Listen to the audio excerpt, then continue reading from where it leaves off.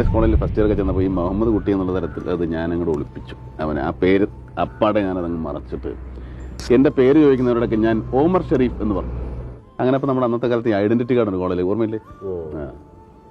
ഈ identity card ഒരുത്തൻ്റെ എൻ്റെ നിന്ന് വീണ് കിട്ടിയപ്പോൾ എൻ്റെ പേര് ഇങ്ങനെ മുഹമ്മദ് കുട്ടി എന്നാണ്. നിന്റെ പേര് മമ്മൂട്ടി എന്നാണ്. അങ്ങനെ എൻ്റെ പേര് മമ്മൂട്ടിയായതാണ്. അതായത് ഒരു കള്ളത്തരം വെച്ച് ഞാൻ പിടിച്ചു. എന്നെ അവർ പിടിച്ചിട്ട് ശശിധരൻ എന്ന് പറഞ്ഞിട്ട് ഒരു ഫ്രണ്ടാണ്, അവനിപ്പോൾ എവിടെയാണാവോ? എനിക്കറിയാവുന്ന എനിക്ക് പേരിട്ട മമ്മൂട്ടി ദാണ്ട് അവിടെ ഇരിപ്പുണ്ട്.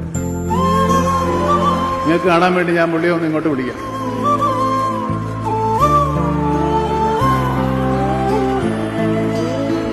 അദ്ദേഹത്തിന്റെ പേര് ശശിധരൻ എന്നാണ്.